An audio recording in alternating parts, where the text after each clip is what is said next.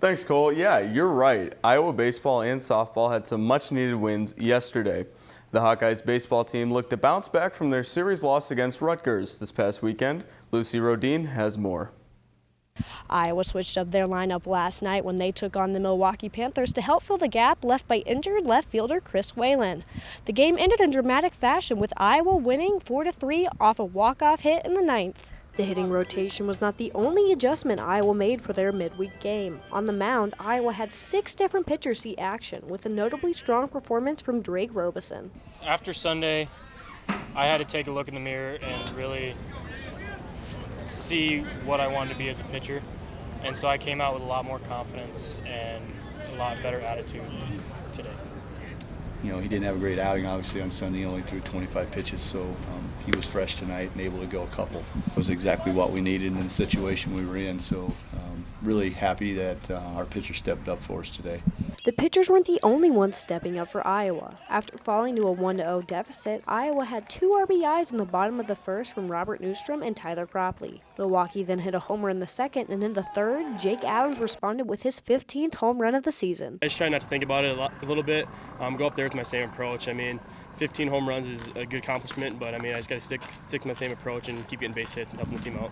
The Panthers scored a run in the 7th, tying the game. In the bottom of the 9th, a walk, hit by pitch, and bunt loaded the bases for the Hawks, and a single by Mason McCoy secured the victory. And we've been struggling here recently. We've been on a little bit of a skid these last 5 games, pitching and offensively. But it was good to grind one out and give us a little confidence back. The Hawkeyes will look to build off this momentum when they take on Penn State this weekend. Reporting from Dwayne Banks Field, this has been Lucy Rodine for Daily Iowan TV Sports. Head coach Rick Heller said he is hopeful that Chris Whalen will play in their series against Penn State this weekend. The Iowa softball team was also able to bounce back against Western Illinois after losing to Minnesota last weekend. The Hawkeyes got off to a fast start yesterday night, scoring all of their runs in the first inning. Freshman catcher Devin Cantu helped the Hawkeyes get the win.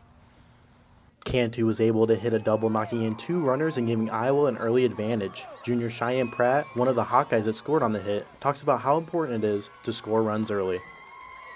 Oh, it's very crucial. It's awesome, and it gives you a good feeling starting off the game too, especially going back into defense the second inning, and you're just like, oh, well, back to back, we'll score some more runs after this.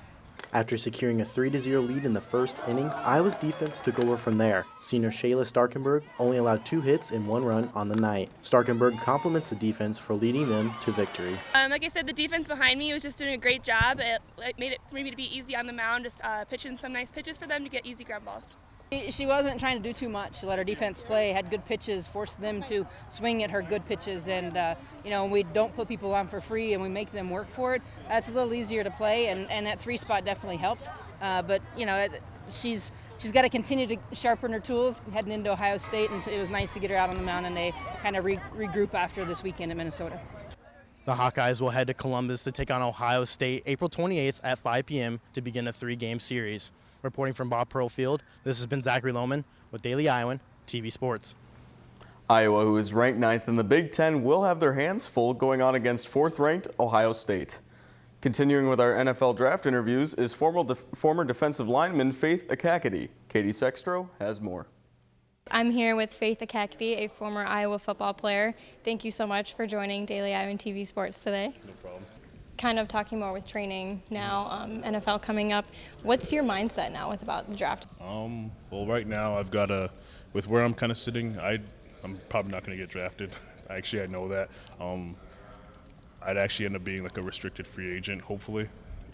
So one of the guys, I'm trying to beat the odds, make a mini camp invite, and from there on, hopefully make a 90-man camp roster spot. And from there, it's just continuing to work hard and fight to, prove that I belong, essentially. Mm-hmm. And if not, then the CFL is also, they're waiting for me. Mm-hmm. If I ever choose to, pursue that.